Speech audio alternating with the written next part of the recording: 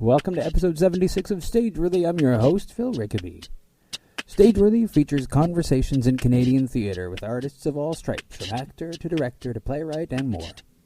If you want to drop me a line, you can find Stageworthy on Facebook and Twitter at StageworthyPod, and you can find the website at stageworthypodcast.com. If you like the podcast, I hope you'll consider leaving a comment or rating on Apple Podcasts or Google Music or wherever you get your podcasts. My guests this week are Jackie Toomey, Tara Federico, and Ivan Ivan from Pantsuit Improv. Pantsuit is presenting The Magicker School Bus on Wednesday, May 17th at Toronto's Bad Dog Theatre.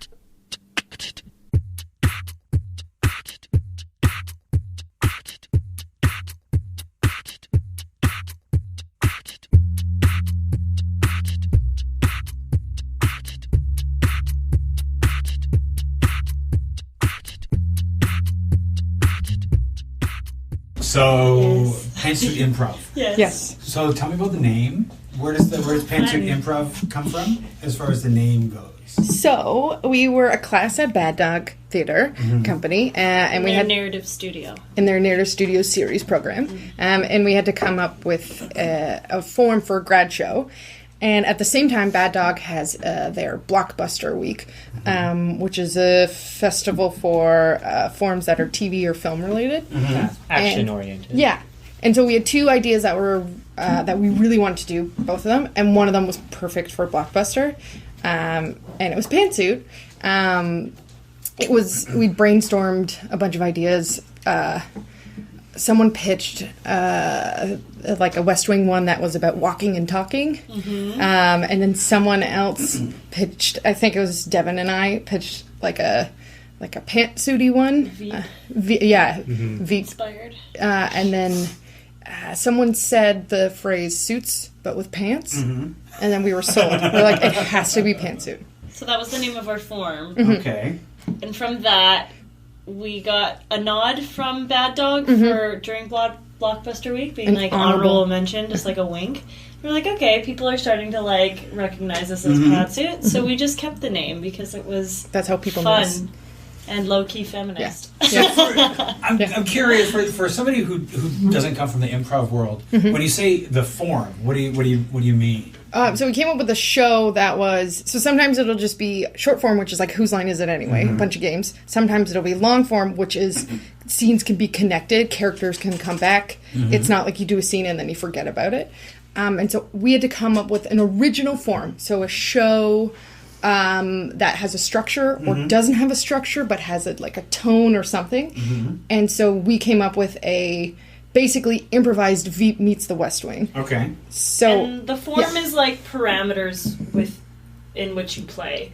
So there are forms called like Armandos, which is someone you've probably seen does a monologue, and then the improvisers will improvise around what they've heard. Yeah. Or a herald, which is a very classic form where you see 3 scenes like Seinfeld, so Elaine plot, Jerry plot, and George plot, and then by the end they're all crossing over each other in the same location. Okay. Kind of idea. So it's parameters in which you play and things to shoot for and almost like goals as to how to tell the story in such a way.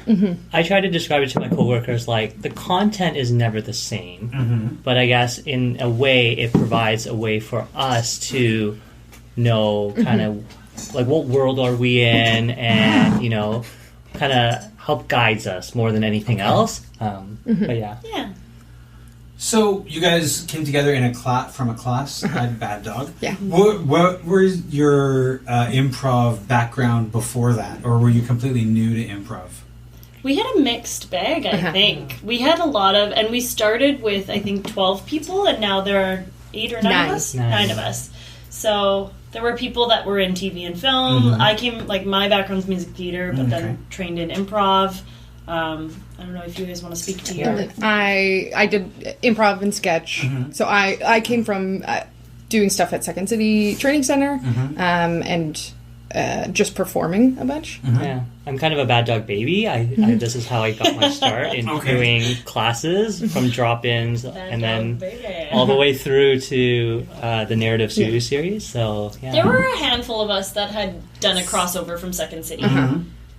Like the long form program and the conservatory program. there's about 5, 6, 7 of us, 8 of us.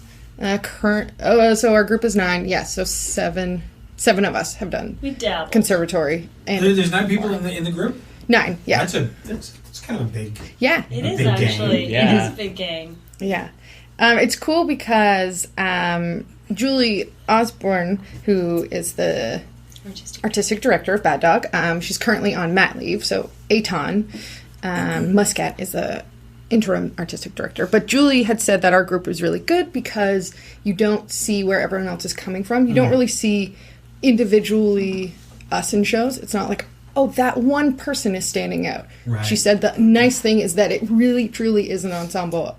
And so it's just, I know how to set up Ivan to get a good story or joke, and Tara can set up someone else.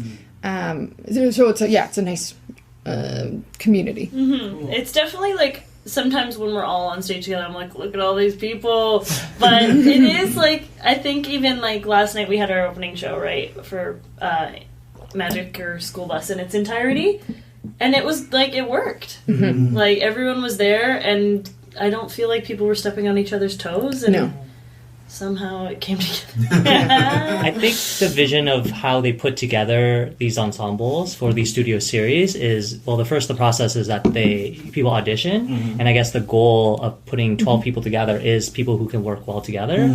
But I think, even if you ask the people who put us together, they might even be surprised or like really happy to see kind of the result of kind of how we've stayed together and really thrived. So it's been really lucky in that way. Yeah, so they put the gang together. You guys don't it's not like choosing teams in like in like public school. And it's usually doesn't work out that well. I can speak for people that have done the Second City stuff and the Bad Dog. You don't tend to come away being like, I'm going to work with these people forever. You like them, and it's great, but it's a learning experience for you to then make your own groups. So it's kind of rare. There's like one group that's still performing from the conservatory, and they're a rare group, not Oasis. And then so us, they were, it's not the norm, I'd say. And so you guys all come from different performing backgrounds. I'm curious about before we get into the Magic or School Bus and a little more about that, I'm curious about the things, what draws you guys to your various performing. Like, you're from musical theater and you're sort of an improv and you're a Bad Dog baby. So what is it that has made you want to perform? I'm a Bad Dog baby. Brought you to theater and performing? I just want to be funny all the time. I really just want to laugh. So it's been like a journey to you get more laughs the more like honest it is. It's like going for the joke isn't the funniest thing usually. So that's been a good journey. But I started out wanting to make everyone laugh. And I was good at building off of what other people would say in conversation. And I was bullied as a child. So I was teased a lot. So then the way to deal with it was I'll make fun of myself first, because then they can't. And then it was just kind of a like mechanism that I like kept up with. Did you want to perform as a child, or was that something that you sort of a learned behavior because of the schoolyard bullying? I think it was a learned behavior. I got bullied when I was kind of young. I know I was very hammy as a kid. And I was the lead female role in the school play in grade 7. But I got teased so bad that I just didn't do it in high school. I had no desire because I played sports. So I was like, great, I'll just do that. Even though I loved it and I was obsessed with film and TV. And then I also thought everyone else loved film and TV as much as I did. And so I was like, that's not a career. People don't really do that. And then I realized, I like it more than other people. Like, this is a thing to explore. And then in university, I did very bad in psychology. Was that your major, was psychology? For a year. Because I was like, that's the right thing to do. For like family and personal reasons. I was like, I have an understanding. No, not at all. I have ADHD. Multiple choice questions were basically the only thing in first year. And I did terribly. And I had done film studies ever since the first year. And so it was like I subconsciously was like making sure that I could do what I wanted to do. And then I started doing filmmaking, and then I was like, oh, I like comedy. I want to keep doing comedy. And then I finally took my first Second City class, which was stand-up. Oh, That's crazy. So, of all the things that you could have chosen at Second City, what was it? Why did you choose stand-up? because improv was full. And I was waitlisted, and I would drive in from Oakville because I was at Sheridan for a postgrad, and I couldn't find where to park for the drop-in, and I just kept like sucking myself out. So I finally did the drop-in. I loved it, and then they were like, "Oh, the class is full," and I was like, I didn't want to wait any longer. So I was like, I'm signing up for something right away. Also, I thought, because I was funny in real life and just in conversation, that maybe that stand-up would help. And then I realized I do not like doing stuff by myself. Too lazy. It's not as fun. It's too isolating. It's so much better to just riff with a group. Yeah, that's my life. Cool. Girl. Yeah. So wait, the question is why are we performing it all? Sure. What is it that made you want to perform? Yeah. Why are you drawn? First off, why were you drawn to musical theater, and then what made you want to switch from that and go to the improv? Yes, to the dark side. So it was this like impulsive thing as a kid, like, oh, I gotta perform. But I was shy, like I was really shy. Like people would be like, sing a song, and I'm like, no, like at family functions and stuff. Like, I'm still like that. Like I'm like, please don't make me sing. But yeah, it was always something that was like, you want to perform, you want to do it. And I grew up in Saskatchewan, so I told my parents I wanted to be an actor, and they put me in Ukrainian dance. And I was like, thank you so much. This is a step forwards, I guess. It was like some type of platform to perform, and eventually I got into acting, and the only avenue really, because there isn't really a TV and film industry in Saskatchewan unless you're creating it yourself. So the only type of industry you can do there is music theater, like theater. And it was a children's theater group that I was a part of. And from there, it was just a series of steps. You get into this program, and you get into this program, you get into this, and then you're able to audition for Sheridan College Music Theater, which is where I ended up. Do you remember what it was that made you want to perform?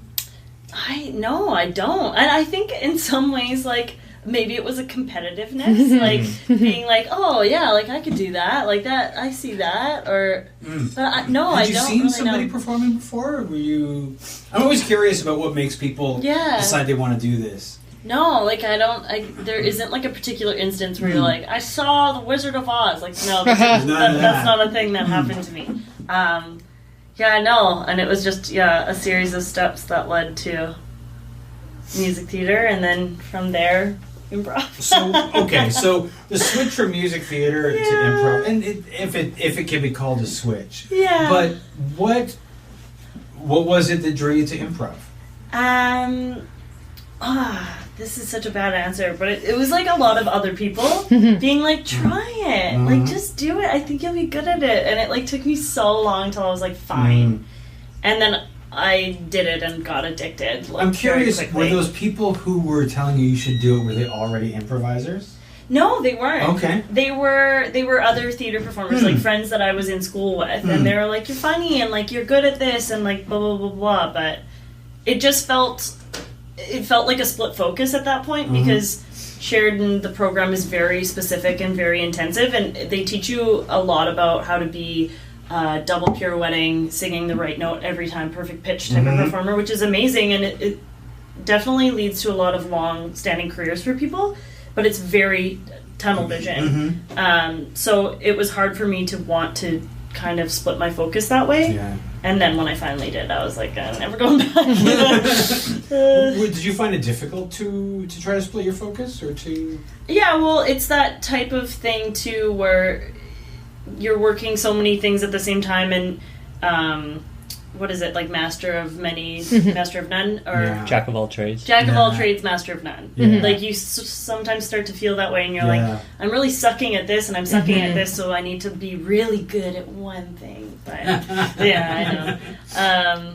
But yeah, so it's been good, and I think what's amazing about the improv community is that has led to more opportunities for me as an actor than I think many like varied opportunities and things like that. And I do a lot more like TV and commercials because I did Second City, and it's that thing that I thought was going to pigeonhole me, like opened me up to like so many different people. Cool. Yeah, it was cool. It is cool. Yeah. Me. Ivan,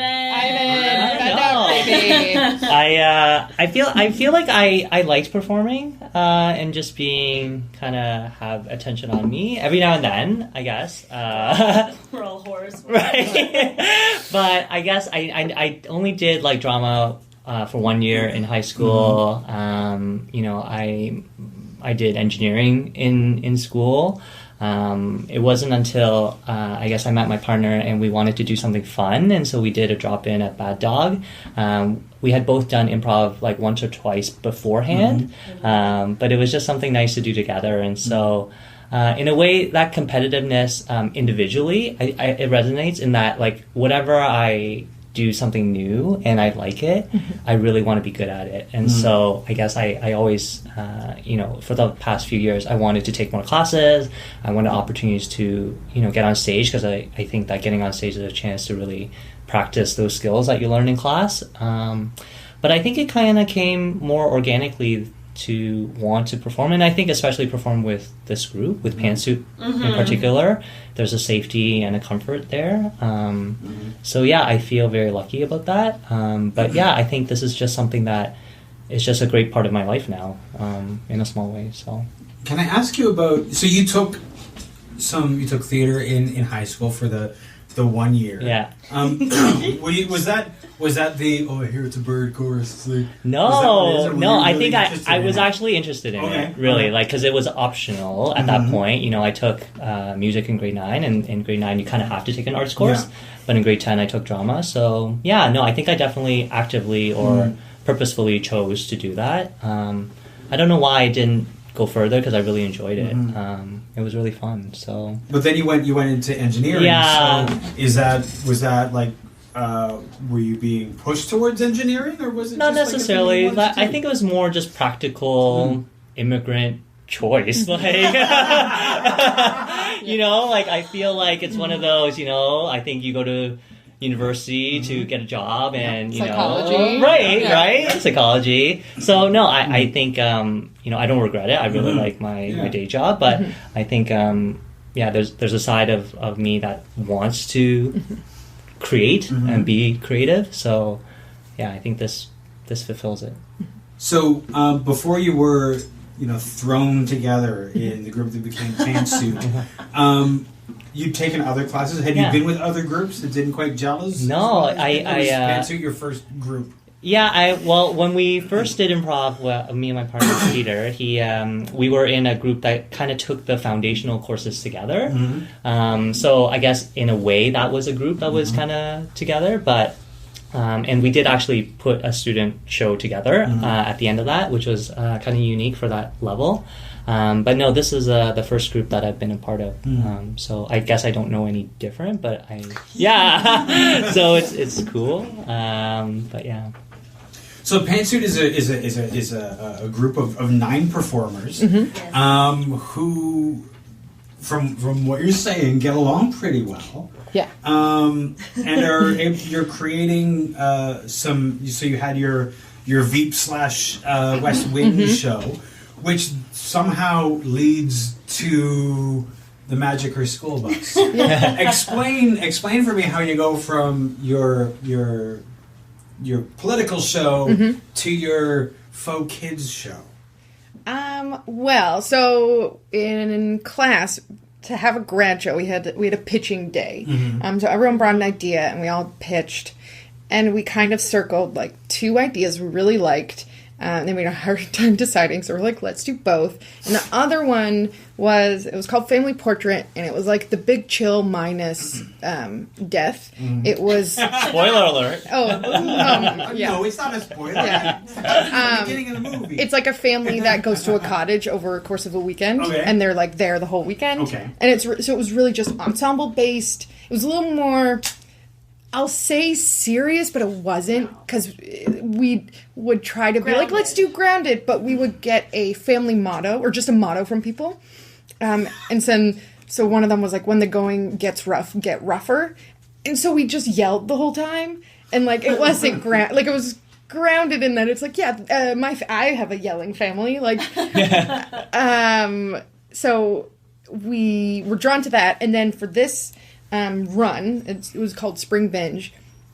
Julie Osborne really liked her group and kept saying, like, don't want you guys to go away, don't want you guys to go away. So then she finally was like, let's have a meeting. And she's like, I have space in the calendar. I want a couple alumni teams to band together and have a show, led by Pantsuit. And it was up to us which grad groups we wanted to work with. And so when we had that, we were like, okay, let's come up with a new show idea. Yeah, new pitches. Mm-hmm. Because I think, too, we had done Pantsuit enough where we were like, we got this. Mm-hmm. Like, we know what's going on. It's still improv. And Yeah. every time we performed, it was very different. And we were like, like, hold on to your hats, people. Mm-hmm. But there was I think for some of us, or all of us, we wanted something different. We wanted a new challenge and to create. And, yeah, so we met for lunch one day at, what was Green's Vegetarian, I think? Yeah, some Kensington Asian restaurant. It was really delicious. Go there. Yeah. And we just pitched, and we were just talking about, like, what's in the zeitgeist right now. What are people thinking about? And we were talking about that there's a Magic School Bus reboot coming out. And we were like, holy shit, like, that would be really fun and really scary. Like, to improvise shrinking and scientific facts, but still play children that are believable in relationships. So it kind of had multiple aspects in it that were going to be very challenging and exciting for us. And we could go anywhere. Right? Yeah, you could go, literally go anywhere. Like in a volcano. Yeah. So you had your first performance last night. Our first, full. Okay. Yeah, because we done a couple preview shows. Okay. But yeah. In its entirety, Yeah. So how long is the show, and how did it go? It can go up to 40 minutes. I think ours ended up being 30, which was, in my mind, ideal. Because we didn't go on until like 10:15, and then we ended at 10:45. Sure. Ish. Math makes sense. Yeah. I don't know it. It was awesome. It went well. Yeah, it went really well. Like, all things considered, we would rehearse, and we would get to a certain point, and then just be like, like consistently, and we would perform in previews, but that would cut off at like 20 minutes. And so we'd be like, okay, we get to 20 minutes, and then we're like on the precipice of like, what happens now?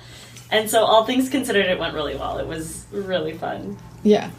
So how does the Magicker School Bus work as a show? Basically, we are Miss Frizzle's new class. Okay. So we didn't want to there's parody shows, and they're great, but they're a different thing, and usually play to the joke of the character. Like, you'll say their catchphrase. If you're Arnold, who's in the original Magic School Bus, you would say, like, I should have stayed home from school today. And it's really just improvising to those moments. Right. And we wanted to do basically just an improvised episode. We don't want to play, we wanted to play in that world and not have to be tied to characters. And so from there, it's an improvised. Yeah. Yes. So I'm trying to remember what's next. We talked to the audience and we asked them what if they remember like an elementary level scientific concept. So do you? No. Nothing. Do you remember anything? Like, what was a condensation? Okay. Yeah, there we go. And so then we would talk to you about condensation, such as like, what do you remember about condensation? And then from there, we sort of get a bunch of information, whether it's misinformation or not, and sort of let that seep in. And then other audience members chime in, what do you remember about condensation, blah, blah, blah, blah, blah. Then we also ask, is there something in particular you remember about elementary school, such as not making the volleyball team? Or, Tara. Yeah, that's it. Never letting that go. And from there, we use their personal experience as well as like their scientific memory from that to inspire us. And we jump in. And it's pretty similar to the show in terms of format of like they hang out before school. Miss Frizzle is just always late to the classroom, so they get to like be in the classroom unsupervised and do their ABC story, and then she shows up And he's like, we're going to learn about this today. We're going to go on a field trip. And then they go on their field trip. Right. And then it's a mix of science, and ABC plot. Yeah. I mean, something that we've refined through our rehearsals is just kind of focusing on that relationship piece and just like having the audience get a sense of who we are as children and the different kinds of children, I guess, that there are. So, you know, from the very beginning, I think we might have been all just, you know, science kids, unspecific. But I think over time, like, we've tried to kind of build that in. Yeah, and they tend to be, we talked about, like, who are our character names ahead of time, just so that we know. And it's not that improv thing of like, wait, who did I call you? What did I call you? Let's just have the same character name. And then our characters are roughly based on what we were like in elementary school. We had like a chat session of like, what was grade 5 like for you? What was grade 5 like for you? And we talked about it. There was tears. I mean, maybe from me, whatever. Because I got bullied and it was a fun memory. And we, for the most part, our characters are tied roughly of like, oh, well, I don't know if Ivan was a heartthrob in elementary school, but he's been giving that. I know. And it's still improvised differently every episode, but it's just, you know how to play your character wants through the science. We always say the science is the oh no, I'm going to screw this up. Yeah, the science is the metaphor for the relationships. There you go. Oh. Yeah. How, it's interesting to me because thinking about rehearsing when it's an improvised show. So how does one rehearse for an improvised show? You just do it. You just get together and you look in each other's eyes and you talk silly words and there's no audience. And I was thinking about this earlier, like this is kind of why I think it's really hard to be a part of an ensemble and get people to show up because rehearsals are kind of silly. Like you work on like trying to hit plot points and trying to be better at telling the type of story you're telling, but at the end of the day, like a lot of it is based off like audience reaction. The audience is really into like Brian's character, so let's highlight Ivan in this piece and blah blah blah. So rehearsals can be trying to get people to come, but that's I think what's great about our group is that people show up and they care and they want to be there. Well, I was about to say that's where it really matters that the group likes each other and enjoys working together. Because otherwise, like, why would you show up for that?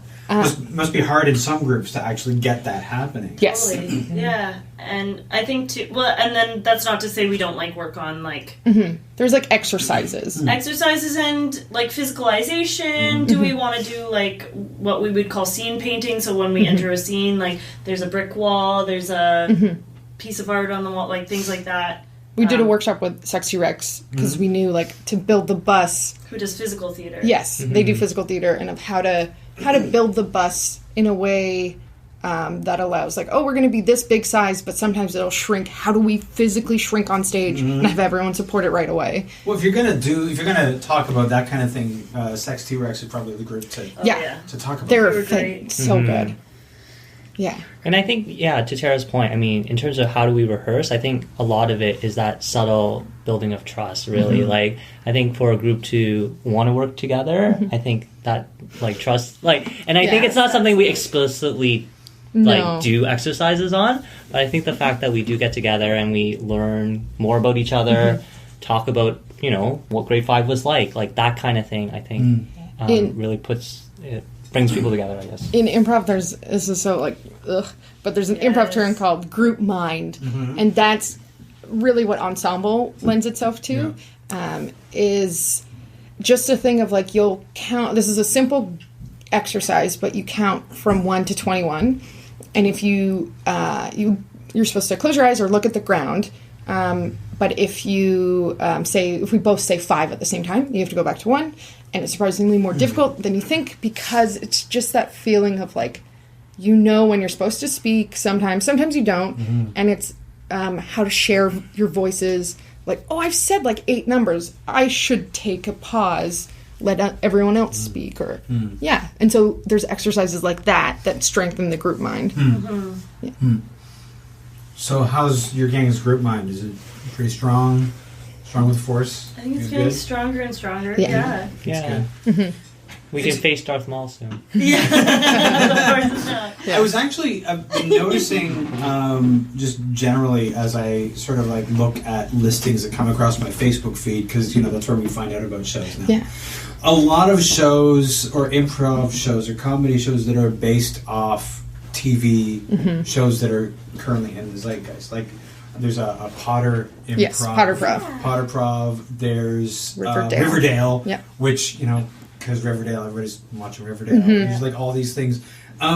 Is this something that's relatively recent that's happening in the improv world, or is this sort of thing been going on and I just haven't noticed because my Facebook feed wasn't full of it? I think it's cyclical. So like a while ago there was like Game of Drone. I can't remember the bad dog. Throne of Games. Throne of Games. And they had a handful, and then they tried to get away from that a bit and do like Mad Men too. Yeah, I think 7 years ago or something like that. They did a bad dog. The one was this recent past season, and there's the girl show, which is an improvised girls episode, but it's not like the main character isn't Hannah, but it's a similar characterization. But yeah, I think it's cyclical, and the bad dog shows tend to be either like an improvised episode or just the tone of it in the past, and I think now. And then there's some shows like Potter Prov and Riverdale and Gilmore Girl Prov. You are the characters from the show. Okay. So that I think is newer, where it's like you're just lifting the world and playing two jokes, and it's good. And I'm not like I'm on some of those shows, so I'm not saying anything bad. But I'm just saying it's like I played Coral, so I knew like, okay, well, these are his ticks. We weren't creating from nothing. Right.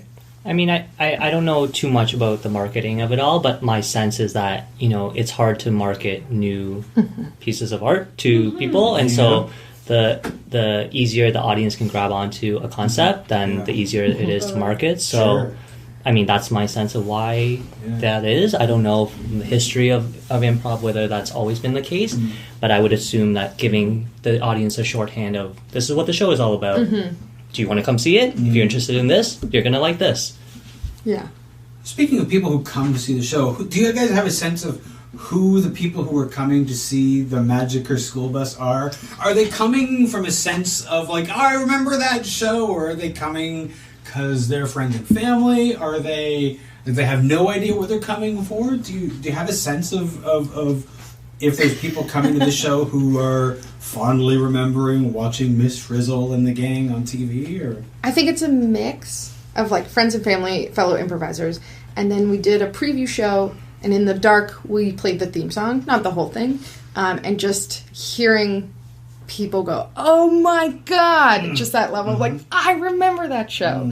And there's sometimes easy jokes, not that they're bad, but it's like, why does Miss Frizzle always leave?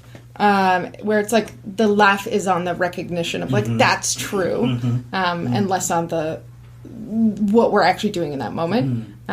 So yeah, I think it's a mix. It's a mix too, and I think too, because we're kind of a new troupe, there are some like improv people that are kind of like, what is Pantsuit doing now? Like, what are they up to, and what are their recent goals, I guess, and just kind of seeing, because it's nice too to like see where people are at your playing level, and what people are producing, and how you can produce it better, and like how it's all relative. Yeah. For sure. I think there's a little bit of that going on, for sure. Cool.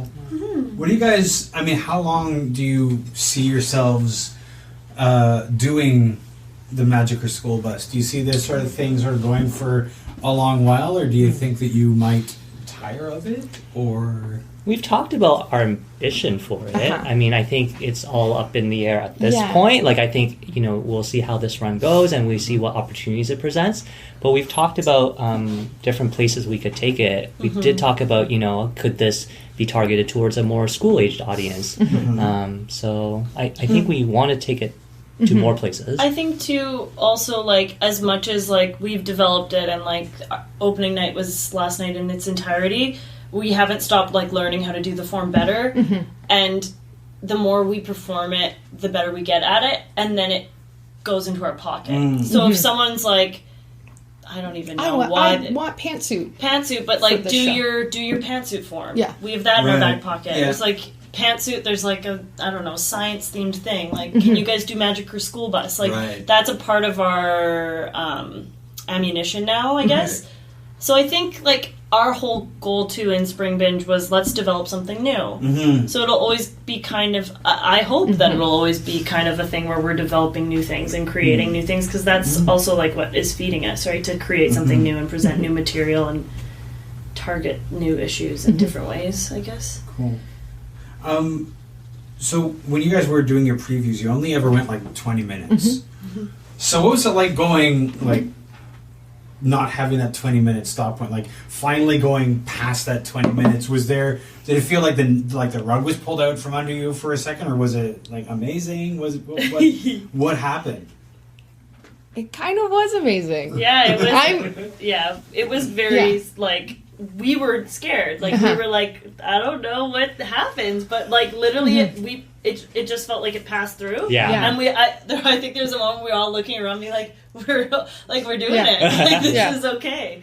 In my opinion. It didn't feel like we passed 20 minutes and then we were like, now what? It was more the story just continued and was just very free flowing from there. Because we had the time to set up, like, okay, there's these two characters, these two. So then when we were all together, it was like, I was kind of, for a moment outside of it, I was like, I'm impressed with, like, oh, okay, these people got some jokes.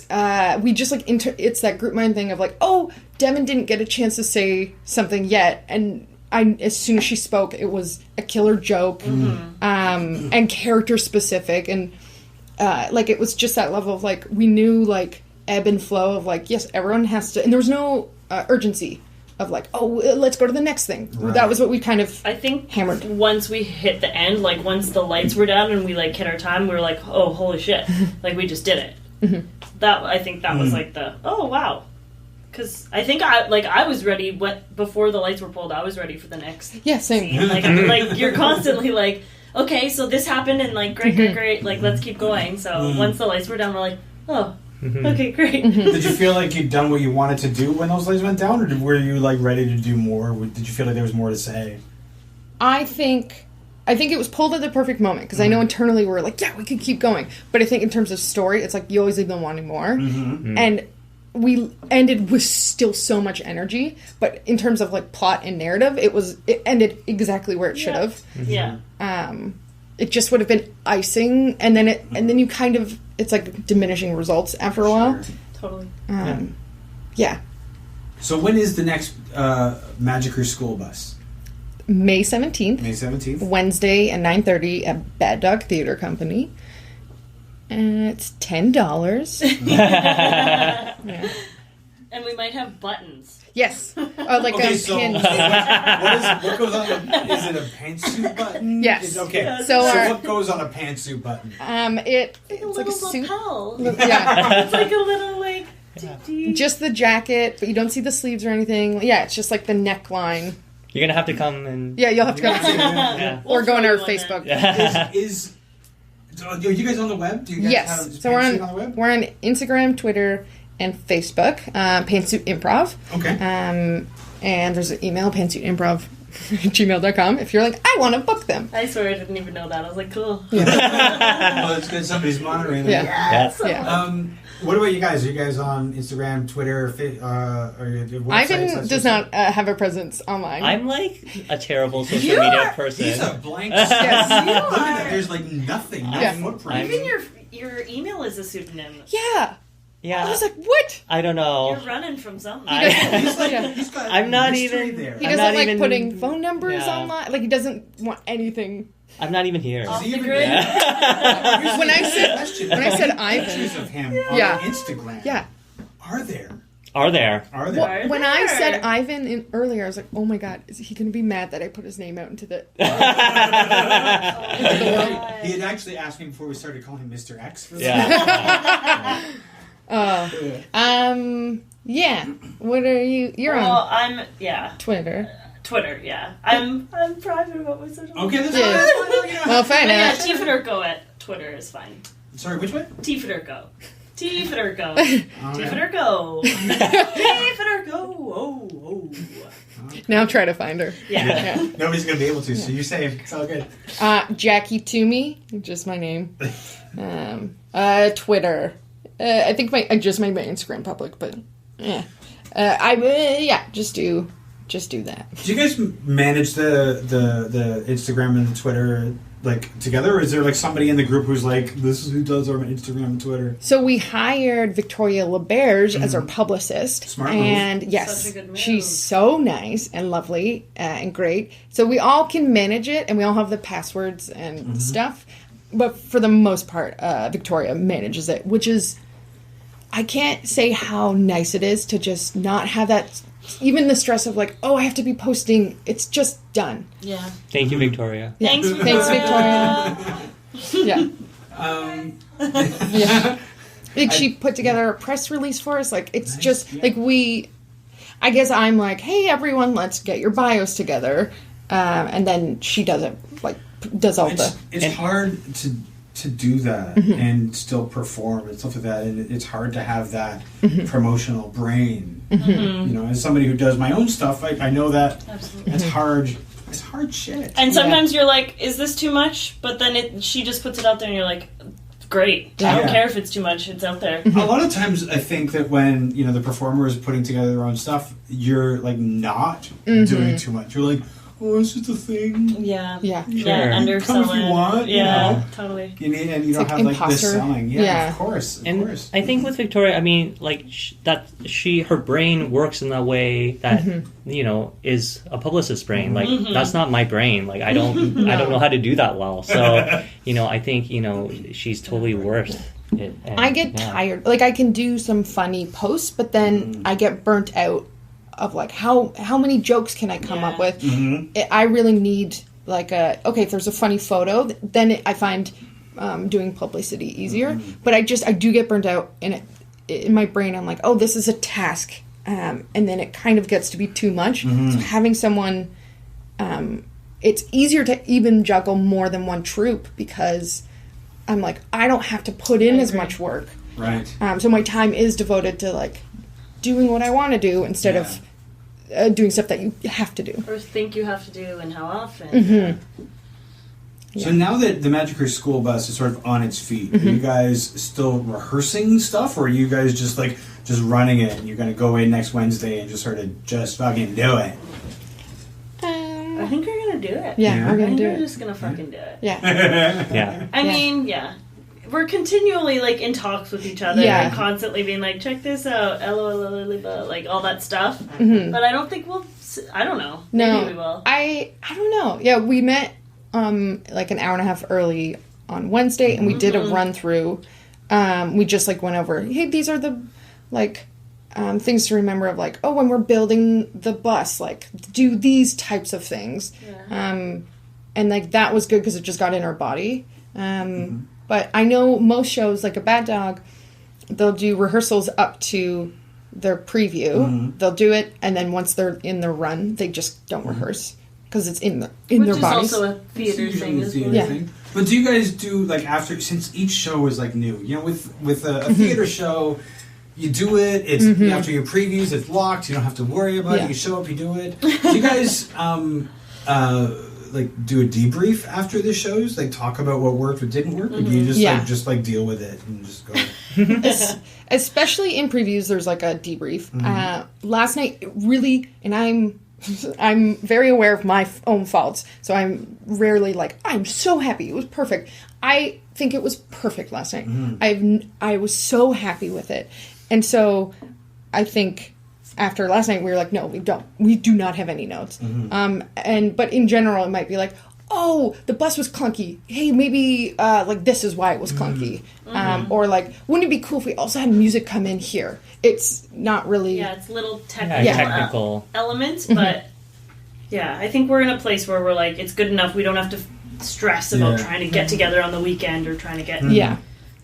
I think it's also... Oh, sorry. No, please go. I think it's also just, you know, each individually, like I'm sure we kind of play back kind of our contribution and kind of overall, like how we all fit in. But I think it's difficult to give notes, like, back. Like, I think we're all, like, I think that's a difficult thing to do, like, especially, like, with a performance that went so well. Like, it's not like you can pick apart any particular thing, but individually you might kind of reflect back. So I know that I do that personally. I always say no notes. Like if Yeah. you're in a group together, it's either a director giving notes Yeah. or you guys like or a group can talk about like, hey, our transition into the bus was clunky and it's because the music didn't play, and then or it didn't last night. It played. It was perfect. Right. But then it's like talking about stuff as a group, and Yeah. it really is. I think viewing people individually is what can maybe be the death Yeah. of an ensemble. Yeah, for Do sure. you guys have? Is there an outside eye that acts as a director, or you guys just like you direct yourselves? This one was a lot of us, but Etan Muskat, the interim Bad Dog artistic director, he helped out with this one. He was our grad coach when we were graduating Yeah. from the not conservatory, the Narrative. studio. Yeah. So he directed Pantsuit and Family Portrait. Yes, and so he knows us very well, and like is able to kind of be like, well, try this and like alter it here and stuff like that. So it was helpful having It's him for that. diagnostic, I think, now. Totally. Because we came up with like, hey, this is the rough form. We had Sexy Rex to be like, how do we do physicality? Yeah. And then Etan, it was like, hey, we just want to figure out how do we balance basically between narrative and stage combat stuff. Was that hard to find?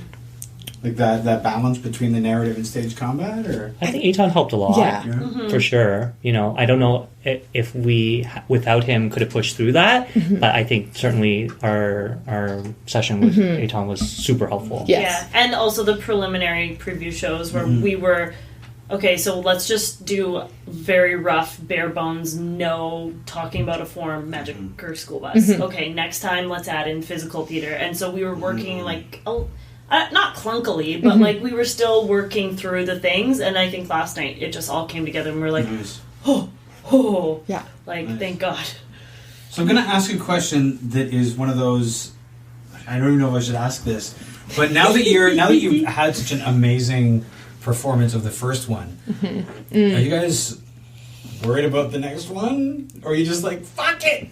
I'm not worried at all, but it's that thing of we didn't film. Convincing. Yeah, we didn't film it, and I was like, "Oh shoot, we should have filmed it." And the minute you say, "Oh, that's the show we're going to film," Right. and you film it, it just doesn't go as No, well. of course, yeah. So I'm not nervous, but it's like, I think it also might just be like, "Oh, that was special because it was our first proper run." So I'm going to try to think of it mentally less as like that was perfect, but that was our special first. Yeah. I mean, I'm excited for the next one. I'm not nervous at all. I think maybe on the day I'll probably be more nervous. But I think that's the gift of improv, is that if it's a bad one, you forget it, and that's the beauty of it. Yeah. And if it's a good one, that's also part of it too, right? Like it's that special one time only. And yeah, it was a gift. Also, this form lends itself to bigger and better, right? Yes. Bigger Yeah. and better, and I think last night what we found is like weirder. Yes. So Yeah. we can always go bigger and better and weirder. We had more sad dinosaurs, lives. Yeah. more Yeah. volcanoes, and sadomasochism. Yeah. Yeah. Yeah. Well, if that isn't a teaser for your next one, I don't know what is. Well, thanks a lot, you guys. This has been a lot Thank of fun. you for having us. So Thank you. much. Yeah.